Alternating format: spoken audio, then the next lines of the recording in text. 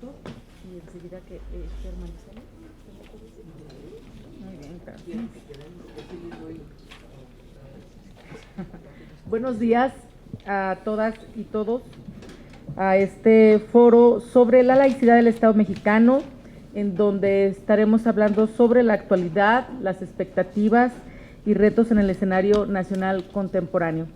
Quiero agradecer en principio la presencia de quienes nos acompañan, a la licenciada Angélica de la Peña Gómez. Yo le sigo diciendo senadora porque el cargo creo que es algo que será reconocida por siempre en ese encargo que tuvo en el Senado, con esa participación activa en defensa de los derechos humanos. Al doctor Roberto Blancarte Pimentel, como están viendo, pues tenemos ponentes de lujo. Muchas gracias por tu presencia, doctor Roberto. Él, como saben, es profesor de investigación e investigador del Colegio de México, y agradezco también la presencia del doctor Armando Javier Díaz Camarena, quien es investigador de la diversidad y derechos sexuales y que también ahora nos acompaña, también viene llegando de Guadalajara.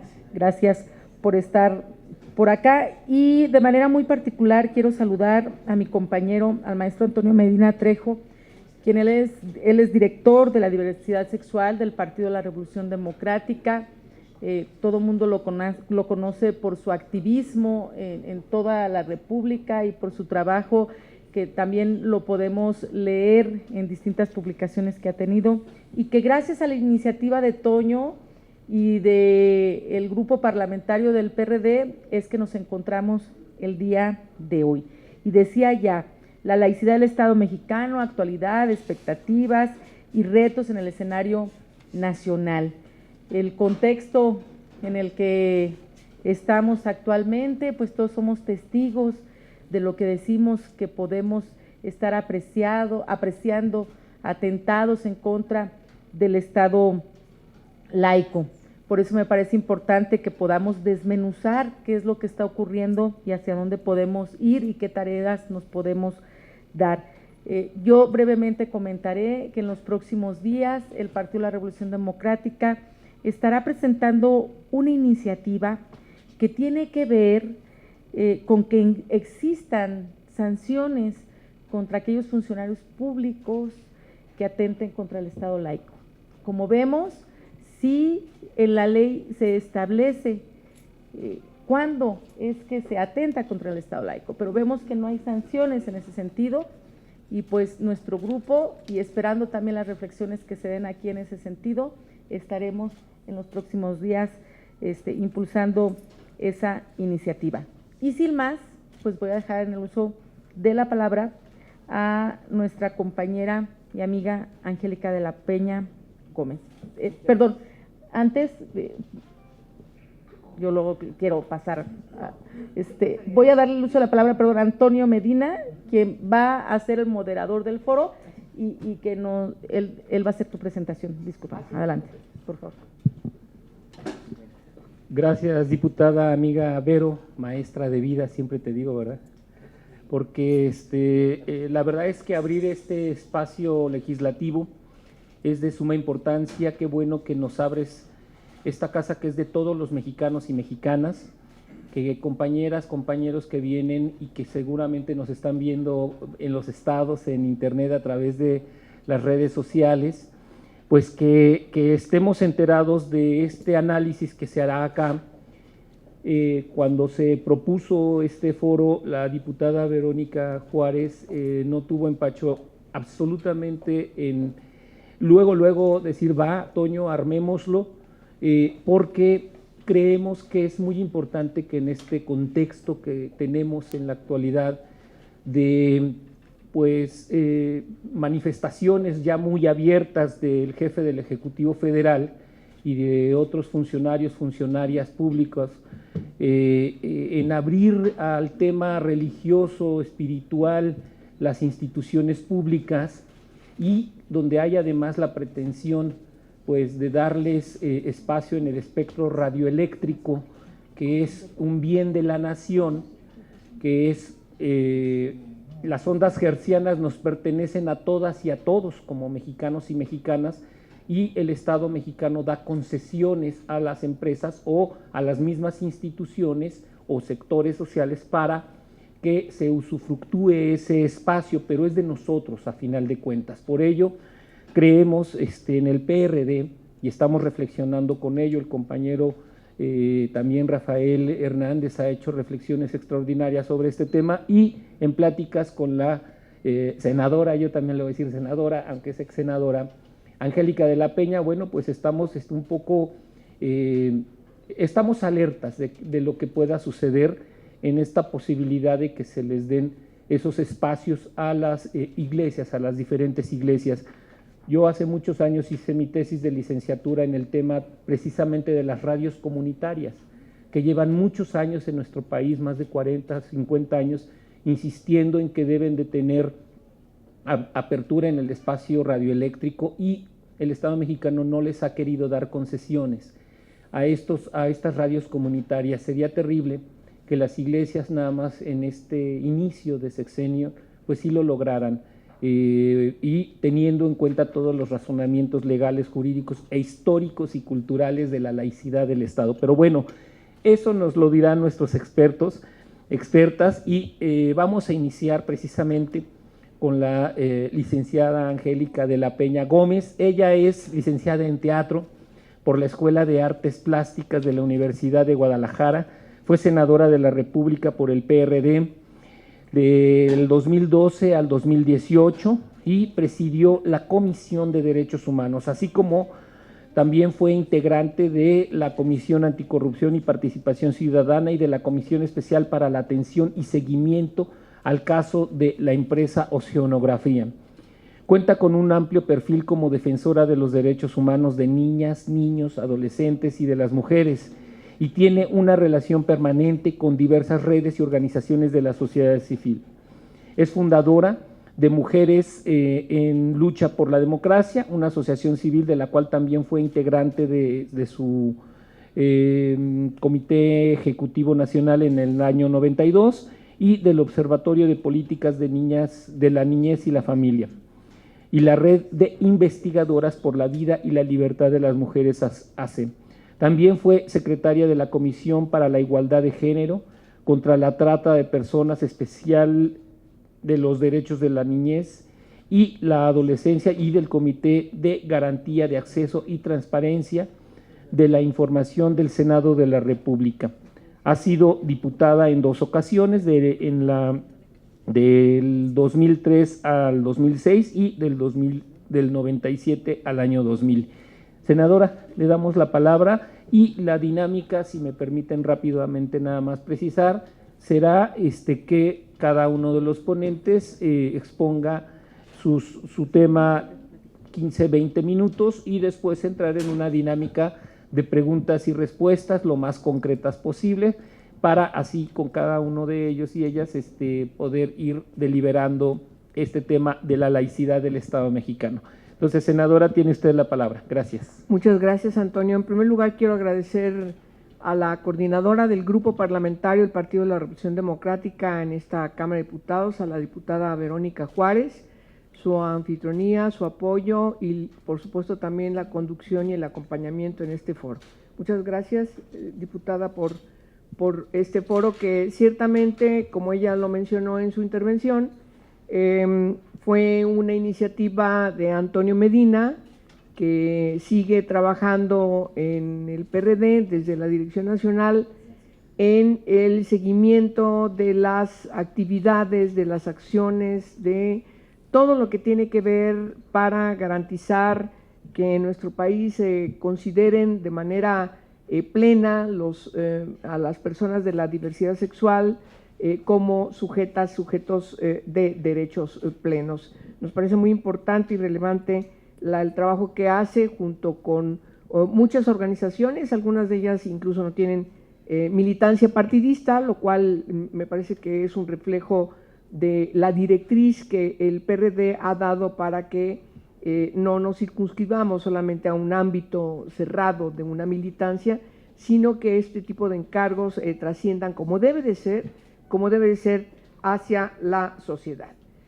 Bueno, a mí me encomendó Antonio que yo hablara sobre el laicismo y Juárez. Me metió realmente en un pequeño embrollo porque yo ya tenía pensado hablar de otra cosa, soy feminista, entonces dije, uy, voy a explayarme, pero como me dan la encomienda y como soy la primera en intervenir y tengo además el acompañamiento de dos muy grandes expertos, bueno, el experto con mayúsculas, Roberto Plancarte, pues hasta un poco serviré quizás de una pequeña introducción de lo que él seguramente va a decir, se va a explayar, y por supuesto el expertise de Armando, que desde la Universidad de Guadalajara pues también tiene toda una dinámica, una carrera dinámica de estudios desde la academia sobre esta materia. De tal manera que yo inicio mencionando que el proceso para lograr que nuestro país sea definido como un Estado laico, es decir, empezar a hablar de la laicidad, para lograr la separación de la Iglesia Católica de los asuntos del Estado, no ha sido fácil, no ha sido fácil. Como sabemos, la colonización trajo aparejado también la evangelización de los pueblos originales por parte de la Iglesia Católica. No cualquier iglesia, la Iglesia Católica, que era la iglesia predominante en la España de entonces, que es una España totalmente distinta de lo que es hoy.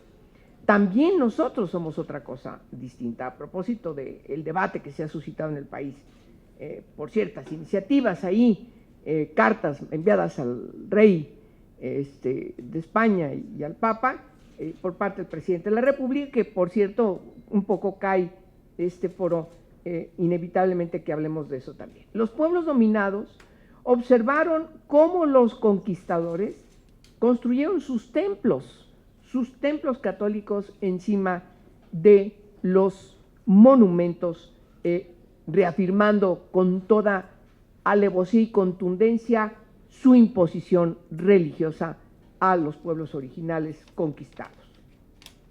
Y en la independencia siguió, y la historia así nos lo demuestra, con mayor preponderancia, la intromisión de la Iglesia Católica para formar parte del Estado, como se puede constatar en las constituciones de Apatzingán, la federal de 1824 y las de 1836 y 1843, donde se estipulaba que la única religión que se debe profesar, que se debía profesar en nuestro país, en esa nueva república, era la católica y ninguna otra. Así transitamos hasta la época de los liberales y particularmente Juárez, que fue gobernador de Oaxaca, y desde que empezó a tener distintos encargos públicos, incluso antes de ser gobernador de Oaxaca, siempre se definió por una característica que le recordamos históricamente. En este caso, es importante señalar que cuando él era gobernador, se propuso suprimir el poder que mantenía la Iglesia Católica y el Papa en las tareas del gobierno, particularmente en el manejo de los recursos que obtenían, de los privilegios, incluso de los asuntos que correspondían a la gobernanza. Juárez, desde que fue gobernador, promulgó la Ley de Administración de Justicia contra sus fueros, que se conoce como la Ley Juárez, confrontando al clero que reaccionó contra él. Patricia Galeana, una historiadora feminista, nos cuenta que existía la costumbre de que el gobernador, en este caso de Puebla, asistiera un Te Deum, a ti gracias.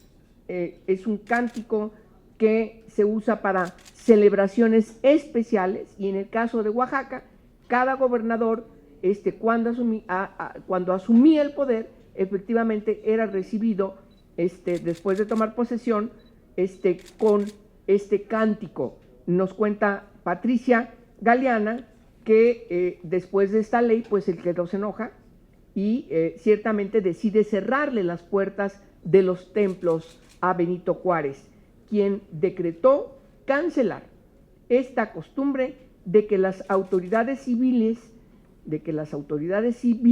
asistieran a ceremonias con carácter oficial y nos recuerda lo que desde el punto de vista de Patricia es lo que ella considera la mejor definición de lo que es un Estado laico. Voy a leerlo. Era costumbre que cuando tomaba posesión el gobernador, estamos hablando de Oaxaca, concurría con todas las demás autoridades al Te Deum, a ti gracias, en latín. Así empieza este cántico, a ti gracias. Y ya saben todos los cánticos que no viene al caso recordar las letras, pero bueno, pues se cantaba en la catedral y la puerta principal salían a recibirlo a esta autoridad civil, el gobernador, los canónigos, pero en esta ocasión ya el clero había decretado prácticamente una guerra civil contra la autoridad civil. Y dice Juárez, omitir la asistencia al Te Deum no por temor a los canónigos, sino por la convicción que tenía de que los gobernantes de la sociedad civil no deben asistir como tales a ninguna ceremonia eclesiástica, si bien como hombres pueden ir a los templos a practicar los actos de devoción que su religión les dicte. Sigue Juárez, los gobiernos civiles no deben tener religión, porque siendo su deber proteger imparcialmente la libertad de los gobernados, tienen que seguir y practicar la religión que gusten adoptar. No llenarían fielmente este deber si fueran sectarios de alguna. Y continúa, además, consideré que no debiendo ejercer ninguna función eclesiástica, ni gobernar a nombre de la Iglesia, sino del pueblo que me había elegido, mi autoridad quedaba íntegra y perfecta con solo la protesta que hice ante los representantes del Estado de cumplir fielmente a mi deber. Textual, como lo escribió Juárez. Yo creo, por eso me interesó mucho rescatar esta parte de la historia de Juárez que nos recuerda Patricia Galeana, pues porque deberíamos tenerlo presente en todas partes y hacerlo viral. Hoy, precisamente hoy, en estos tiempos, en estos días. Como gobernador, Juárez reinstaló, entre otras cosas, el Instituto de Ciencias y Artes de Oaxaca y de manera particular insistió mucho en dedicar los recursos para la educación. Él decía, la educación es la mejor manera de preservar la libertad. También deberíamos recordar y hacer viral este tipo de comentarios que nos recuerdan algunos pasajes de la vida de Juárez.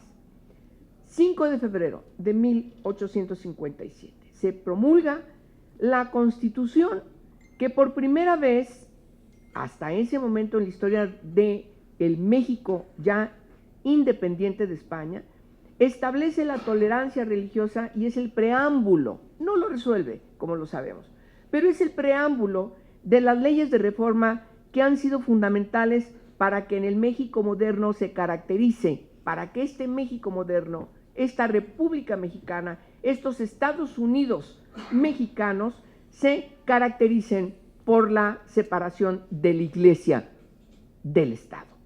Los liberales como Melchor Ocampo, Benito y Valentín Gómez Farías, Guillermo Prieto, Ignacio Ramírez, Ignacio Vallarta, Francisco Zarco, Ponciano Arriaga, entre otros liberales, redactaron la Constitución que estableció garantías individuales como la libertad de expresión, la libertad de asamblea, libertad también de portar armas, reafirmó la abolición de la esclavitud, eliminó formas de tortura o tormento, como entonces mencionaban, la pena de muerte, reafirmó la enseñanza laica, quizás ese es el mejor mensaje de la separación de Estado e Iglesias, y por supuesto a la supresión de fueros, enajenación de bienes de la Iglesia. Concretaron una carta magna que fue el preámbulo de las leyes de reforma para establecer la separación del Estado de la Iglesia Católica, no de las iglesias, particularmente de la Iglesia Católica. Extinción de las corporaciones religiosas, igual una conformación distinta de lo que avisoraron, debía ser una Guardia Nacional, para lograr también que el Estado se dedique a la atención de las personas, se responsabilice en definirlas, decir, existen desde que nacen, también la institución del matrimonio civil y, por supuesto, determinar cuándo mueren y a dónde tienen que ir sus restos mortales. Todo eso está bajo el control de la Iglesia Católica. Ese es el gran avance de las leyes de reforma que consolidaron el Estado laico cuando fueron incorporadas ya, por cierto, habiendo fallecido Juárez y México presidido, sustituido Juárez por Sebastián Lerdo de Tejada en 1873. Ahí, finalmente ahí, queda en la Constitución el laicismo en todo el país. No voy a hablar de las leyes, las conocemos, estas leyes, las distintas leyes que, insisto, empezaron con esa primera ley que se conoce como la Ley Juárez, cuando Juárez era gobernador de Oaxaca, y después todas las demás leyes de reforma, pues constituyen, sin lugar a dudas, el gran acervo del liberalismo del siglo XIX para que México entrase a una etapa distinta, que, por cierto, también la historia no lo dice, no se pudo concretar porque después de la guerra contra los franceses, de la imposición del imperio de Maximiliano y la restitución de nuevo de la República, y México entra a una etapa distinta, y por circunstancias que no hoy son materia de esta reunión, pues llevamos a nuestro país, se lleva a nuestro país a una dictadura por parte de Porfirio Díaz. Sin embargo, recordemos que ya en el inicio del siglo XX, nuevamente, por la decisión, y eso hay que reconocerle como un hombre de Estado a Venustiano Carranza, ciertamente ese Congreso Constituyente, a partir de un proyecto de iniciativa de constitución, la Constitución de 1917, pues ya entramos a una etapa ya en el siglo XX. El laicismo, podemos concluir, pues ha sido fundamental, no solamente para la libertad de credo, que cada persona tenga el derecho de creer en lo que quiera, de profesar la religión que quiera o no. El laicismo garantiza precisamente que con esta libertad filosófica, la libertad también de todos los demás credos religiosos, además del credo católico.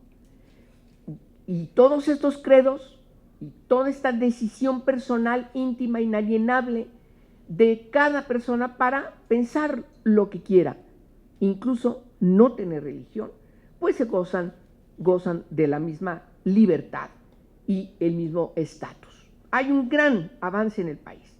Pero, a ver, quiero decir que la trascendencia de esa libertad, y aquí quiero dedicar mi última parte, ha sido fundamental para los derechos de las mujeres. Es verdad que los liberales en el siglo XIX identifican a la persona como el individuo, el hombre. El feminismo ha puesto el punto sobre la I respecto de que las mujeres no somos individuos ni somos hombres, somos mujeres, somos personas. Y entonces el simplemente de definir el hombre o el individuo tiene derecho a, como en las discusiones en 1953, cuando se decide reformar la Constitución para reconocer la igualdad, el derecho de las mujeres al sufragio efectivo y también el derecho a ser votadas, muchos de los diputados discutían, es que ya están integradas las mujeres porque la Constitución se refiere al hombre y el hombre entra como especie humana también las mujeres. Me parece que esa parte, si bien es cierto, no quedó determinada por los liberales del siglo XIX en México en la redacción de estos procesos importantes constitucionales hacia la definición de la República con una caracterización pétrea que es el Estado laico. sí es necesario y fue necesario ya en el siglo XX, en otros procesos, incorporar la visibilización de las mujeres y de las niñas en la Constitución. Pero en esencia, el laicismo ha sido fundamental para que las mujeres podamos salir y decir tenemos derechos y tenemos derechos, incluso dentro de nuestra propia religión, a dar la pelea por que se reconozca nuestra libertad inalienable de decidir sobre nuestro cuerpo. Y en ese sentido es importante reconocer la lucha que han dado las católicas por el derecho a decidir en todo el mundo, particularmente en el mundo, me refiero, donde es preponderante la Iglesia Católica, y en América Latina tienen un gran acervo, y aquí en México igual. Es imprescindible, por lo tanto, reafirmar que el derecho a tener un credo religioso tiene que separar, y debemos hacer una separación respecto de los intereses de las iglesias, a en lo particular cada persona tener una religión. Parece que ese sincretismo tiene que ser separado, y se ha avanzado mucho para, sobre todo, insistir que este derecho es un derecho humano, como ha quedado constatado, por supuesto, desde la Declaración Universal de los Derechos Humanos, que aglutina a la Organización de Naciones Unidas después de la Segunda Guerra Mundial, y, por supuesto, los distintos pactos sobre derechos humanos que siguen reafirmando que nadie puede ser discriminado por su religión, por profesar un pensamiento filosófico e insisto, también en no tener religión. Es importante, por lo tanto, quizás aquí recordar lo que Sabater ha dicho a propósito de esta discusión sobre el laicismo. Él mencionaba y subrayaba que el cristianismo nació como un movimiento laico, dar al César lo que es del César y a Dios lo que es de Dios. Porque recordemos que en sus inicios en Roma justamente fueron perseguidos precisamente por su religión. Aunque ciertamente después esta organización, la más poderosa organización no gubernamental del mundo, se empeñó en ser una religión de Estado. Y por supuesto en México, como ya vimos y sabemos por toda esta discusión de los liberales del siglo XIX, ciertamente en los preámbulos y en la esencia de la exposición de motivos de las leyes de reforma, pues sabemos. Y también el sometimiento al que han incurrido particularmente la Iglesia Católica al Estado. Entonces, es importante señalar que el laicismo debe reclamarse abiertamente anticlerical, no antirreligioso. Insisto, tener una religión es un derecho humano, no es lo mismo. El laicismo no se dirige contra el clero ni la religión, sino contra el clericalismo que pretende apropiarse de la esfera política, de la esfera pública. Me parece que es muy importante y relevante señalarlo.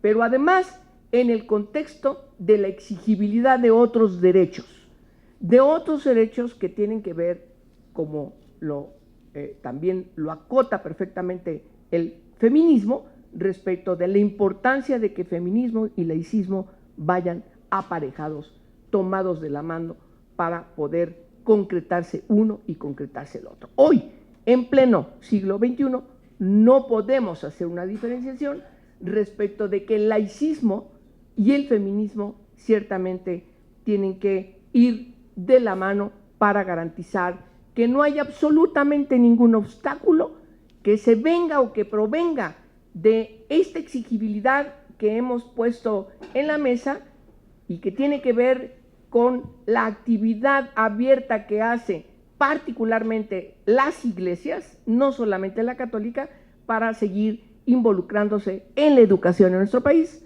seguir insistiendo en involucrarse, como decía Toño, en las concesiones, exigir concesiones desde telecomunicaciones y, por supuesto, seguir acotando los derechos de las mujeres a decidir sobre nuestro propio cuerpo y, por supuesto, seguir etiquetando seguir etiquetando esta lucha que han dado las personas de la diversidad sexual, sobre todo en la exigibilidad de su derecho a su orientación sexual y a su identidad de género. Pero no solamente, investigaciones científicas acotadas precisamente desde la preeminencia de las iglesias.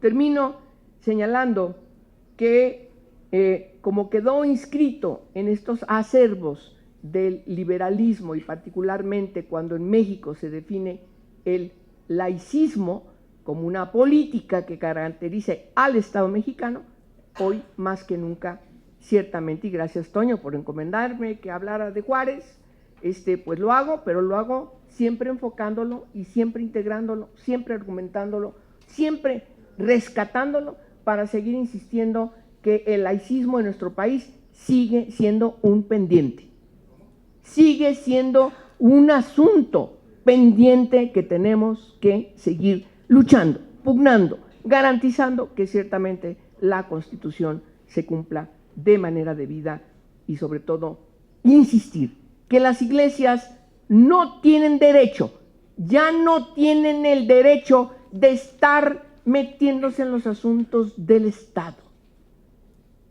Y eso no quiere decir, insisto, en que no sigamos también luchando con todo, como lo han hecho todos los defensores y defensoras de otros movimientos, incluso algunos fracasando y nos han llevado a holocaustos, como fue en los estragos de la Segunda Guerra Mundial, perseguir a los judíos por su religión, por su pensamiento, por su raza, pues nos parece realmente peligrosísimo que sigan preponderándose como parte de una acción de que las iglesias quieran imponerle al Estado formas de pensar, formas de actuar, pero también cuestiones que tienen que ver con la gobernanza.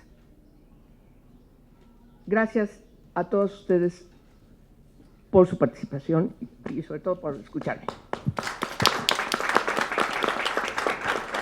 Muchas gracias, Angélica de la Peña.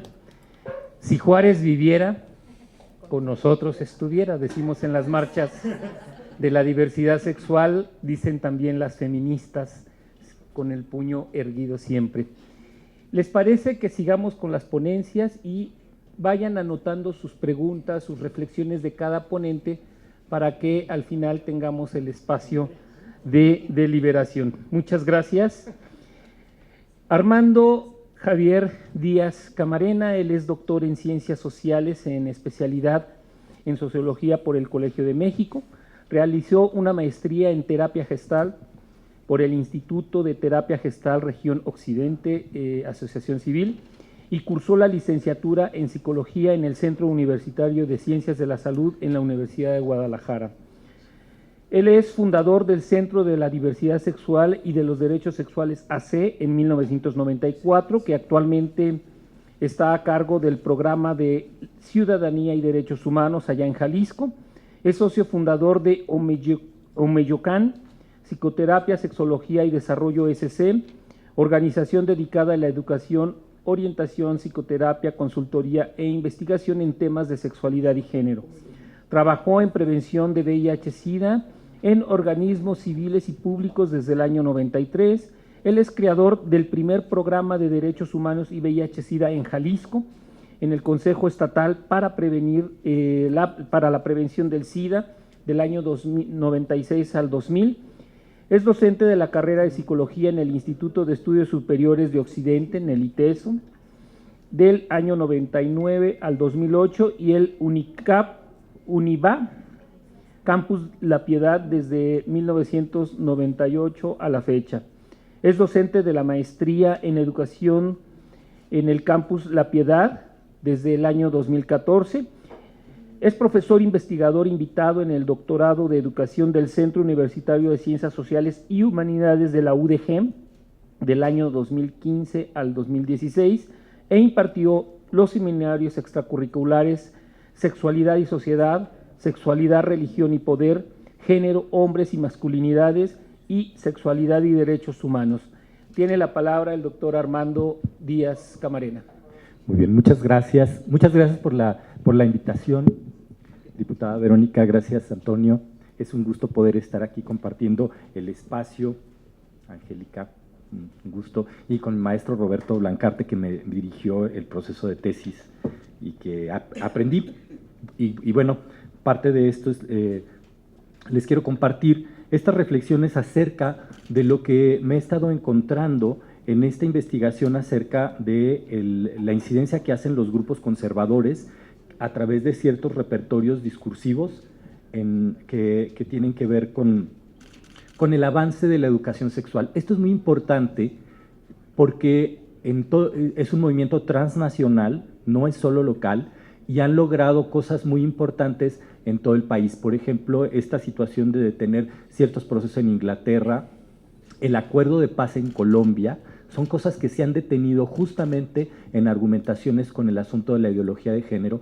Estamos viendo Brasil, que tenía hace probablemente 10 años, era el país, digamos, de vanguardia en avance de diversidad y derechos sexuales, y de repente estamos viendo al revés, que todo se viene abajo, y esto tiene que ver con el ascenso al poder desde los evangélicos, y que un tema muy importante son los discursos, y los discursos en relación a la sexualidad, porque estos están siendo espacios de oportunidad para que estos actores conservadores lograr posicionar sus demandas. ¿Y qué es lo que hacen? Bueno, pues estos actores utilizan actos del habla, utilizan discursos, y estos discursos convencen y generan que otros actores no movilizados se identifiquen con sus demandas, y al identificarse pues les apoyan, y al generar masa también van generando un sentido de identidad que se ha ido perdiendo. La religión ha ido perdiendo compromiso social, compromiso con lo religioso. Siguiente, por favor. Se ha ido perdiendo compromiso con lo religioso, y también dentro de este compromiso que se ha ido perdiendo, que ya no dan la cohesión con lo religioso, pues entonces la gente se va identificando con demandas en las que se ve ante un mundo en crisis que pudiera colapsarse por la diversidad sexual, por los derechos sexuales, y en esa lógica la gente les apoya y se experimenta a sí misma como defensora de derechos humanos. Van a marchas por defensas de que no se pierda su mundo religioso y que no se deterioren sus valores, y esto genera una nueva cohesión que los rituales religiosos habían ido perdiendo. Bueno, la gente ahora está teniendo. Estos actores pues son antimovimientos porque no abonan a la democracia, ¿sí?, sino que al revés son hacia el conservadurismo. No tienen posiciones homogéneas, pero establecen consensos políticos, y podemos ver que ahora ya no son los católicos, sino que fueron junto con grupos evangélicos y toman acuerdos, y vimos en las marchas, por ejemplo, que traían estandartes de la Virgen de Guadalupe, y entonces eso, los evangélicos estuvieron dispuestos a que estuvieran esas manifestaciones con las que no están de acuerdo, desde eso hasta presentar bailes recordando a Juan Gabriel, y asumiendo que como él no había hecho activismo, entonces lo que se tenía que hacer es vivir la diversidad sexual sin hacer una especie de activismo.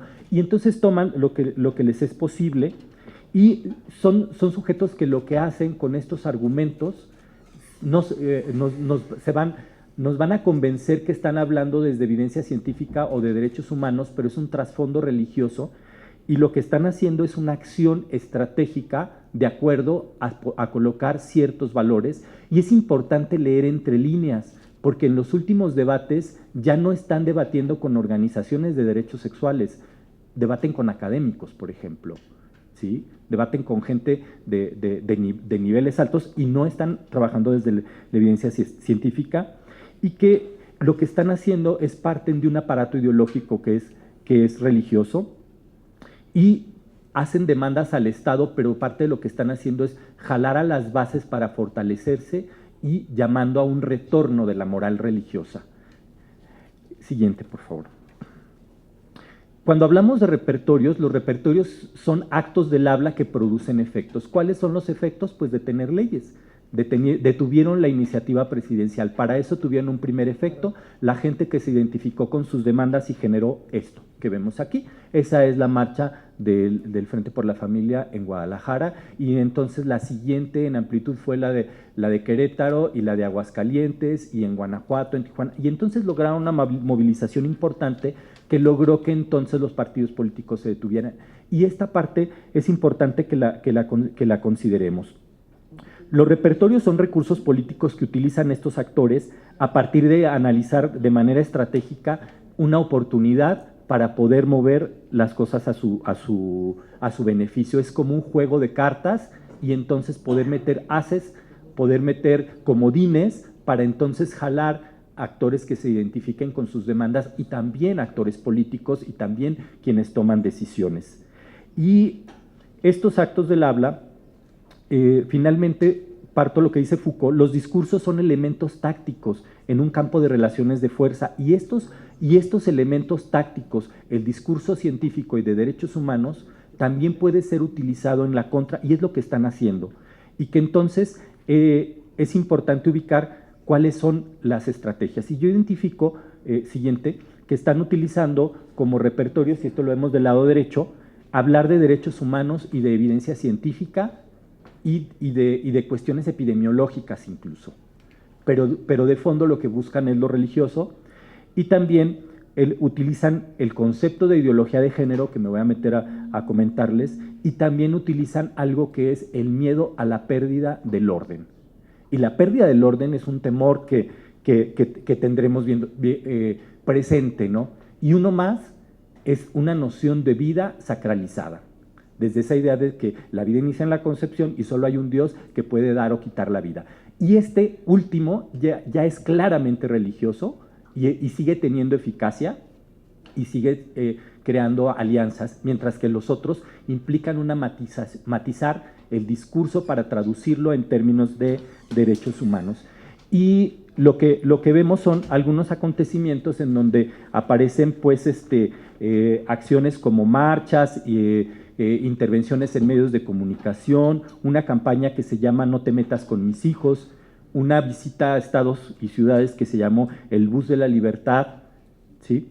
Y también esto fue ante distintos contextos y uno de ellos, por ejemplo, fue los cambios que se dieron con la iniciativa presidencial en materia de matrimonio igualitario, y había un compromiso de tener un componente educativo y ellos reaccionan en contra de este componente educativo, de esta promesa que se aterriza en 2018. También ante un manual para prevenir violencia de género en preescolar, en donde había un ejercicio donde al azar de ciertos disfraces los niños podrían tomar el que ellos quisieran o se les entregaban al azar, y si tomaban uno que no era acorde a su sexo biológico, igualado desde su perspectiva a género, entonces no se les iba a sancionar. Es algo que cuestionaron mucho. Y esto es muy importante plantearles porque tienen un miedo y dicen que no se les puede decir algo hacia los niños, pero una semana antes de escribir este texto, uno de mis consultantes, un hombre transgénero, me comparte: es que yo tenía 4 años, entonces me puse un calzoncito, una truza. Y entonces fui corriendo con mis papás y les dije: papá, mamá, ya entendí, es que soy niño. Y esta es la experiencia de un niño trans, biológicamente hembra, a los 4 años de edad, que toma ya una claridad consciente de su identidad de género, pero que va a vivir permanentemente su construcción y lo va a asumir hasta llegar a un proceso legal a los 25 años. Pero entonces, como no estamos cercanos a estas experiencias, nosotros pensamos que esto no es necesario. Aplicamos una encuesta y lo hemos visto, hemos tenido intervenciones en varios estados de la República y aproximadamente la mitad de las personas lesbianas y gays nos damos cuenta de nuestra orientación sexual antes de los 10 años de edad y el 75-77% a los 14 años de edad. Esto nos habla de que entonces, por supuesto que en primaria ya se sabe la preferencia sexual, aunque no hay una atracción en términos de deseos eróticos claros, pero sí hay enamoramientos. Y otro porcentaje lo van a tener cuando hay el descubrimiento del deseo sexual encarnado, sí. Otro de los temas de discusión es la inclusión del conocimiento del cuerpo en 4º de primaria, y uno más, que esto se da en 2016, Y un elemento más es que la tabla de métodos anticonceptivos, que estaba ya en los libros de primero de secundaria desde 2005, ahora aparece en los libros de primaria. México, primer país en casos de embarazos, en porcentaje de embarazos en adolescentes en la OCDE, ¿sí?, donde de 2014 y en 2016 se reporta que en vez de disminuir el embarazo y la maternidad, como sucede en todas las edades, en adolescentes se incrementa, lo cual es grave porque ¿de dónde van a vivir los adolescentes? Es más, es hasta ilegal contratar y darle trabajo a menores de edad, entonces ¿de dónde van a vivir y mantener? ¿Y dónde les van a dar derechos a estas nuevas familias de fondos de vivienda, seguridad social? Hay una serie de desafíos y entonces esto, pues claro que es algo que hizo necesario que aparecieran los métodos anticonceptivos ya también en primaria. Y en 2018 aparecen los primeros contenidos ya que hablan de diversidad sexual como parte del programa oficial. En 2006 aparecieron porque algunos autores consideraron pertinente nombrar el término homosexual, pero no eran parte del programa oficial, y después de una contienda que se dio en 2006, que fue mi tema de tesis doctoral, bueno, desaparecieron los contenidos sobre homosexualidad. Bueno, estos son los temas de discusión. Siguiente. Y bueno, cuando hablamos en Ciencias 1, biología en secundaria, que es esta parte que viene ya en los libros, de 17 libros aprobados por la Secretaría de Educación, 9 tocan el tema diversidad sexual. De esos 9, 4 solamente lo nombran y dan conceptos, otros 3 profundizan un poco más y uno es más amplio.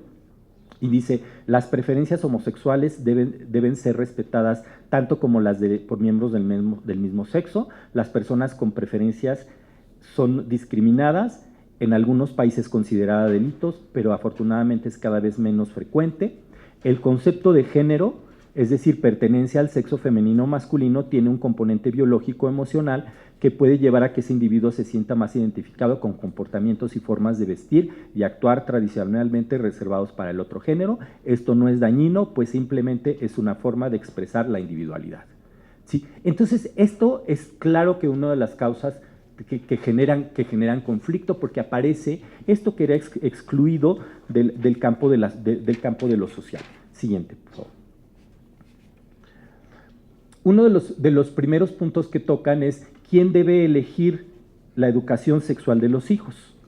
Aquí uno de los planteamientos que hacen, porque dicen que la responsabilidad de educar en temas de sexualidad corresponde a los padres de familia, como establece la Declaración Universal de Derechos Humanos, así lo citan, pero en realidad esto se encuentra en las encíclicas católicas y que entenderíamos como las Familiaris Consortio, y lo entenderíamos como orientaciones educativas para el amor humano, que son en las que se establece que el Estado tiene que respetar un principio de subsidiariedad, es decir, la familia le cede el derecho a educar, pero que entonces son los padres los que tienen derecho a educar de acuerdo a sus convicciones, y esto también lo dice la Declaración Universal de Derechos Humanos. Entonces ellos utilizan versiones anteriores de las declaraciones de derechos humanos, porque esto se viene abajo con la Convención de Derechos de la Niñez, porque entonces aparece que es el principio de bien superior, interés superior de la niñez. Ese es el principio que se sigue, y además un principio de autonomía progresiva,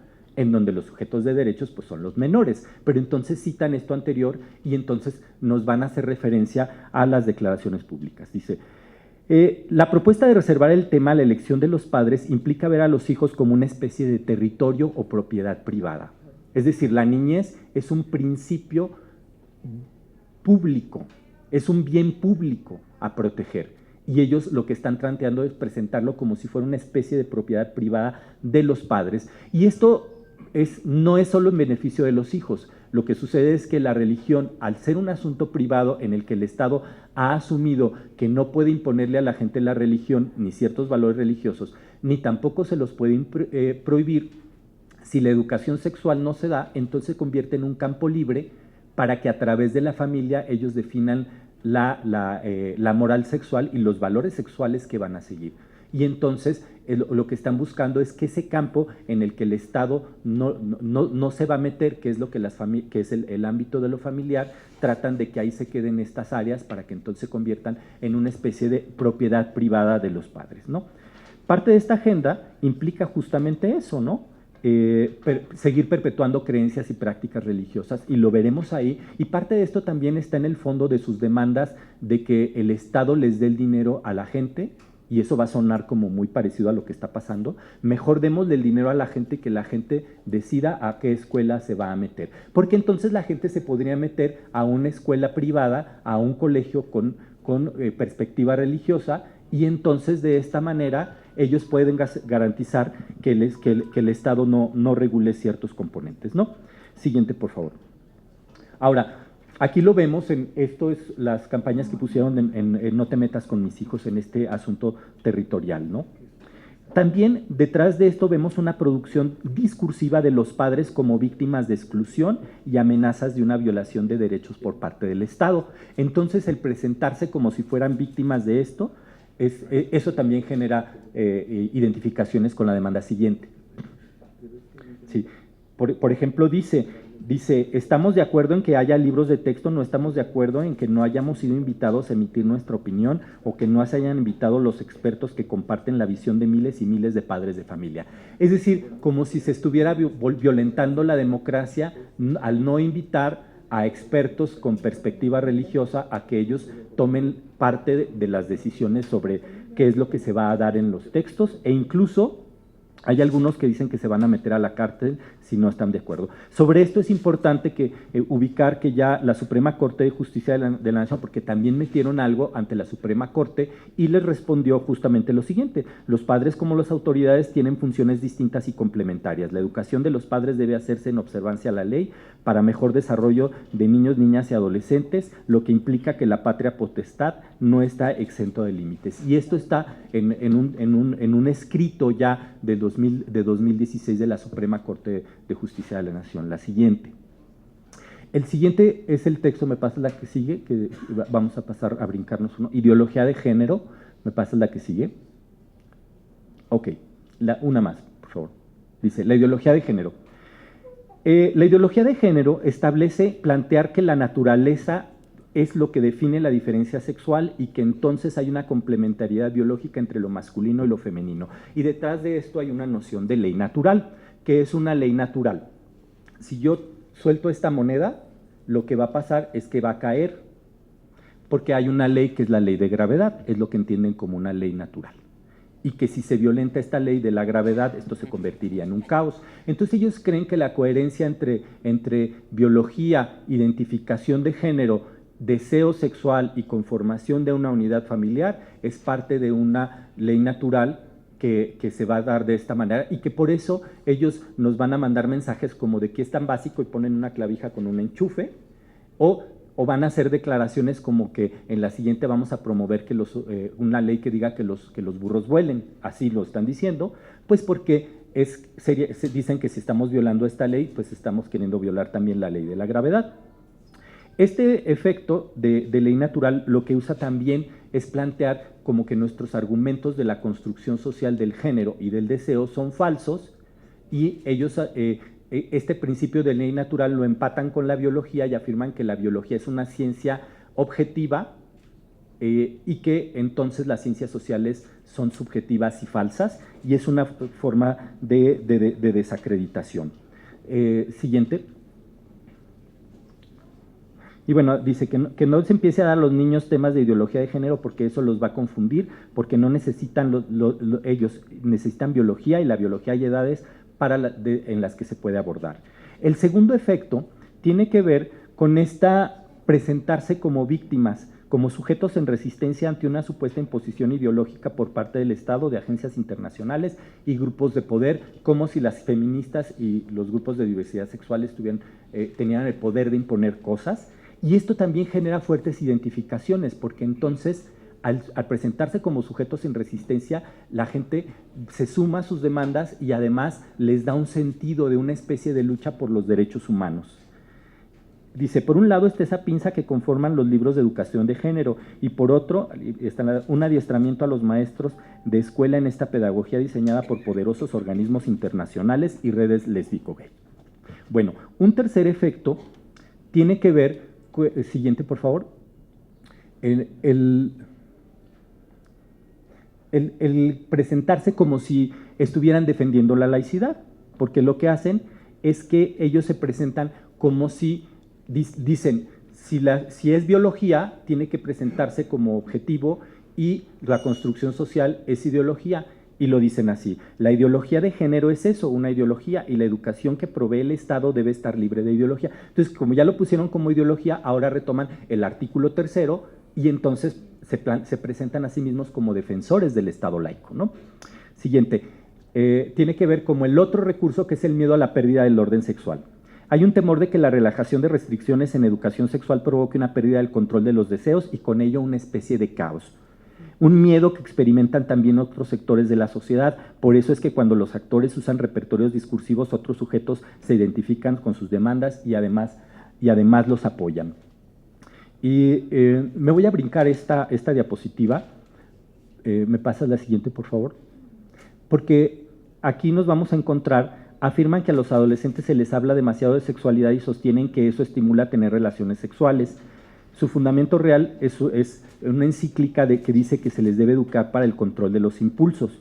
Pero entonces lo que hacen en este documento que estuvo difundiéndose incluso en espacios públicos, están señalando que tanto el Estado como las organizaciones promovemos que a los niños se les enseñe una identidad de género distinta a su sexo biológico, es decir, como si hubiera un presupuesto para dotar de trajes de Pinocho y de Blancanieves a las escuelas para que los niños se travistan, o sea, por ejemplo así, pero también señalan que estamos promoviendo que se tengan relaciones sexuales de personas adultas con personas menores, lo cual no es cierto, pero es algo que lo sacan de un artículo de la Cartilla de Derechos Sexuales del Adolescente, y que entonces lo toman de ahí y luego lo citan como si esto se estuviera haciendo, y es algo que genera porque a la gente sí le preocupa.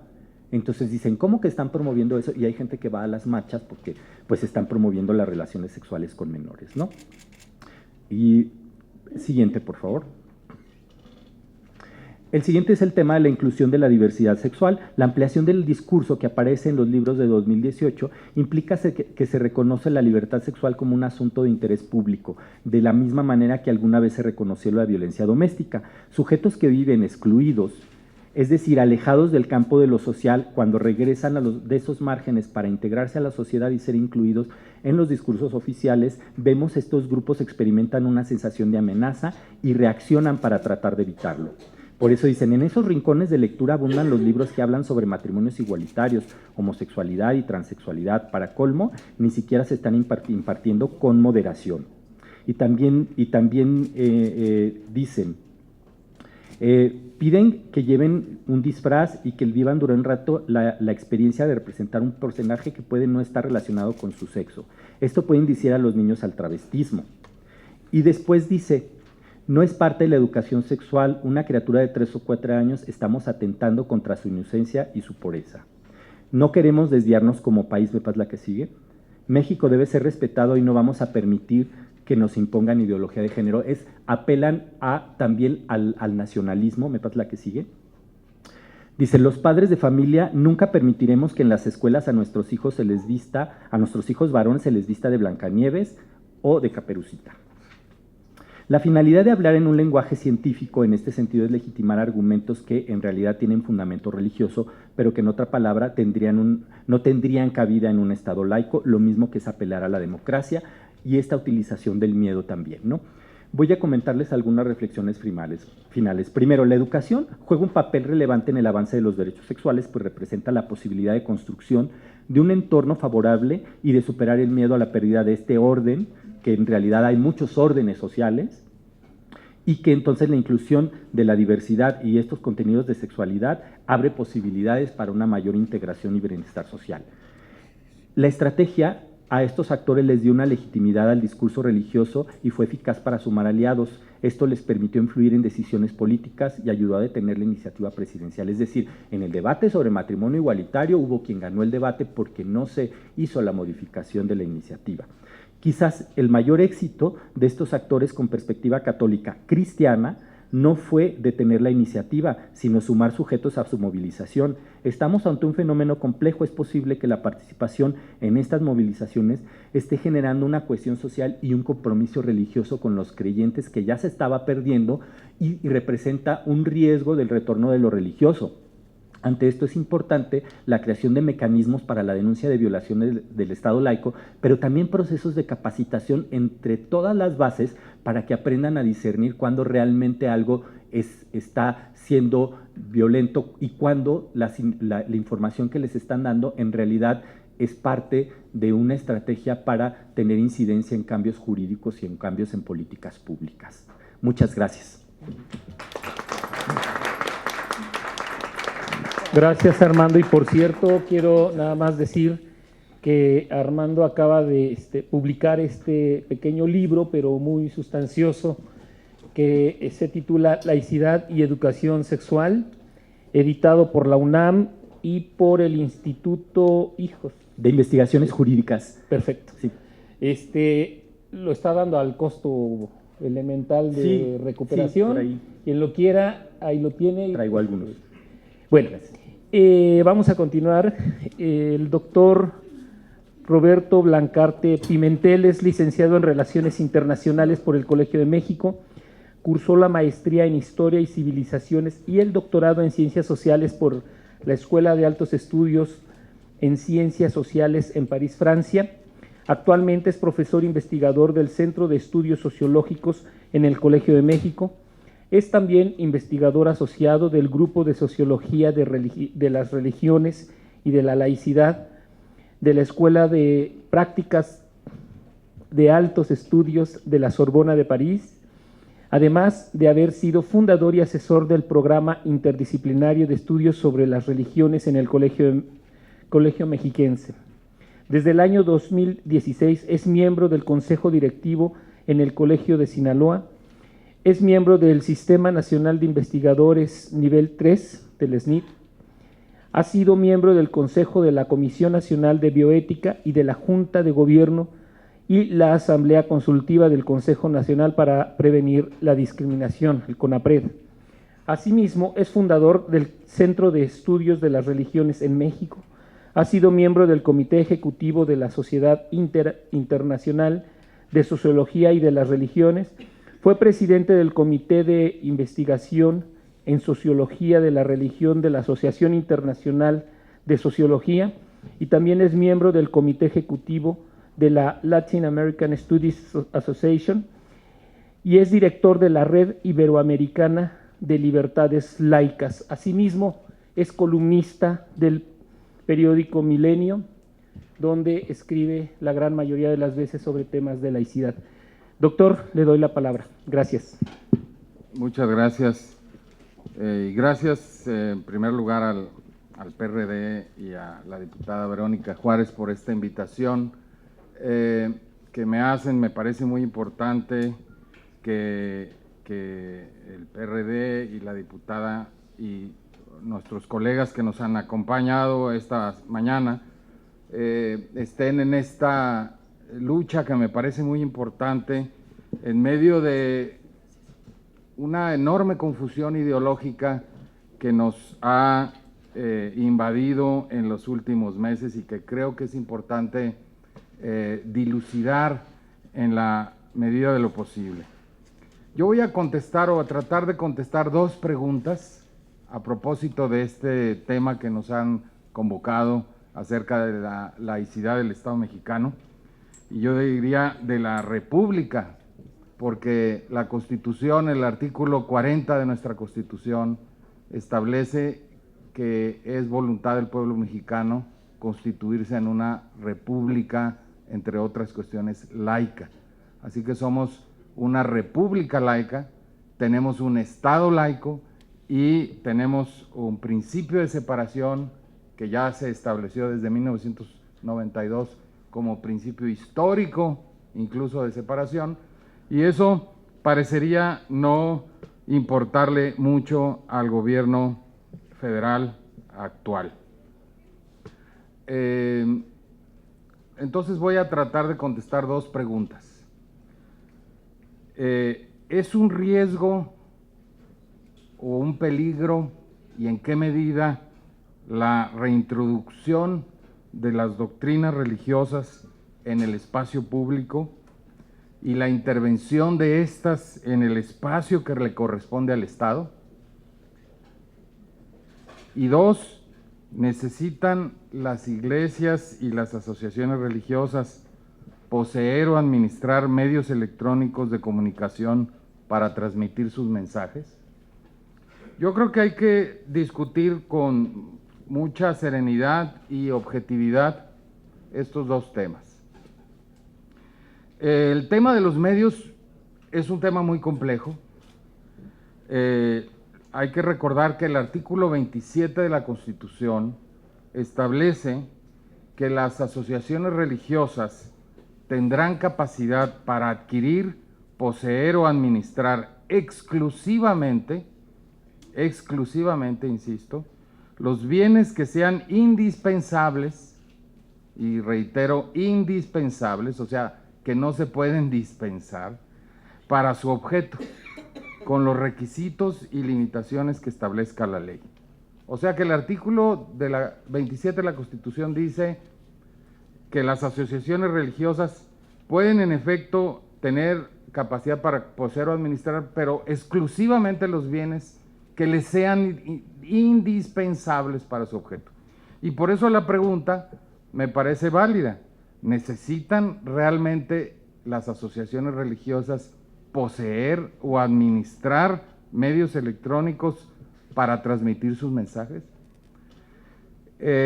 Yo creo, ha habido dos objeciones generales al tema que ha introducido o que ha permitido el presidente de la República reintroducir al debate público a partir de una reunión que tuvo con un pequeño grupo de evangélicos, muy poco representativo del conjunto de las iglesias evangélicas, pero que le permitió reintroducir en el debate público el tema de los medios de comunicación, la capacidad o la posibilidad de las iglesias para poseer o administrar esos medios.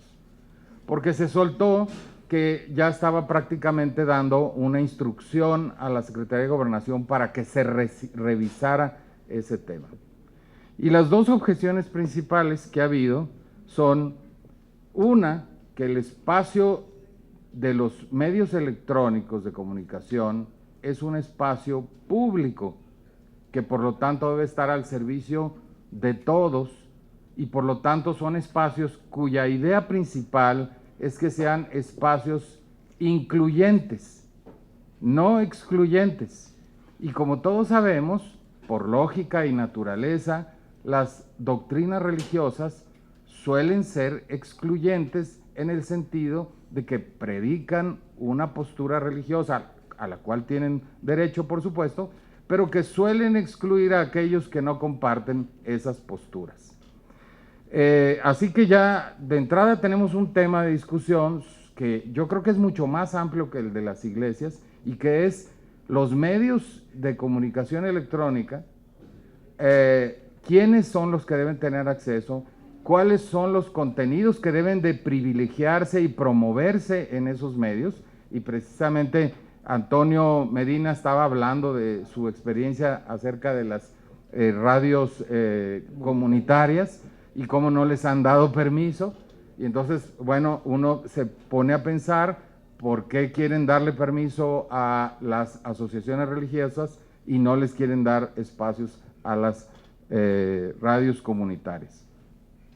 El otro tema es que la otra objeción importante que se ha levantado al respecto, además al que voy a hacer alusión con la otra pregunta a la que hice, la otra objeción es que hay en México más o alrededor de 9,000 asociaciones religiosas registradas, y no hay espacio en los cuadrantes y digamos en las los espacios electrónicos para todos.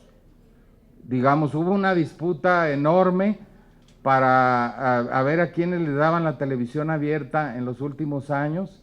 Hubo 1, 2 o 3 concursantes y no, eso simple y sencillamente ejemplifica la complejidad de otorgar esos espacios y a quiénes.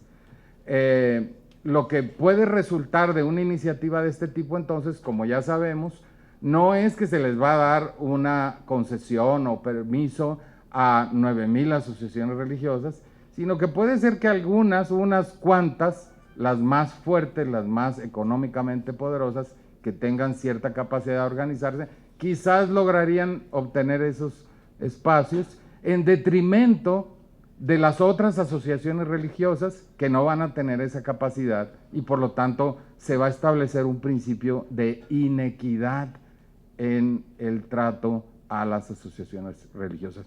Y es por eso que muchas de las propias asociaciones religiosas evangélicas y de otro corte se oponen a esta iniciativa porque saben perfectamente el resultado inequitativo que resultaría de esto y porque aparte no consideran representantes de ellos a estas personas que han ido a partir de una agrupación de unas cuantas iglesias, y hay que recordar que hay más de 4,500 evangélicas nada más, que han pretendido representar al conjunto de estas agrupaciones. O sea que ahí ya tenemos varios problemas de entrada que tenemos que resolver a otro nivel. Insisto, el nivel que tenemos que discutir es los medios electrónicos y la libertad de expresión y los espacios y quiénes son y cuáles son los mensajes que debemos promover en esos medios electrónicos. E insisto, tenemos que estar pensando en apertura, no en cerrazón, tenemos que estar en inclusión, no en exclusión. El otro problema es que, como ya se mencionó aquí, nosotros tenemos una tradición jurídica como Estado liberal que se estableció en 1857. Antes de eso seguíamos arrastrando el Estado colonial, las leyes que perduraron todavía hasta 1857 y las constituciones en el fondo seguían impregnadas de la marca colonial. Una de ellas, a la que me refiero en este caso, es la constitución de, por ejemplo, nuestra primera constitución federal, la de 1824, era abiertamente intolerante. ¿Por qué? Porque establecía que el único culto que se permitiría era el católico y que el Estado privilegiaría y protegería ese culto, esa religión, y que no se permitiría ningún otro. O sea que nosotros nacimos como una nación intolerante y luego nos podemos explicar por qué venimos arrastrando todo eso. Algo de eso se cortó de ese Estado colonial, se cortó precisamente en materia de religión en 1857, porque al no hablar del tema, al omitir ese artículo 3º que existía en ese entonces, que privilegiaba a una religión y no toleraba a las otras, al eliminar ese artículo, se entendió que ya había un principio inicial de separación y que había una libertad de religión, puesto que si no estaba prohibido, se permitía. Y eso fue lo que generó la guerra de reforma, eso fue lo que generó la guerra de 3 años. Y hay que recordar que nuestra legislación y nuestra constitución viene de 1857. Las legislaturas tal como se cuentan aquí, en este recinto de la Cámara de Diputados, se cuentan desde esa primera legislatura de 1857, no desde la de 1917. Lo cual quiere decir que nosotros reconocemos que nuestro Estado liberal viene de 1857 y la de 1917, si ustedes leen un poquito ahí la historia, verán que era una reforma y adiciones a la de 1857, no es otra constitución, es la misma constitución de 1857 reformada. Entonces, si nosotros reconocemos ese espíritu liberal, tenemos que reconocer que todo lo que se construyó y se estableció en ese momento tiene que ser la base de nuestros principios con los que nos mantenemos ahora. ¿Cuáles fueron esos principios?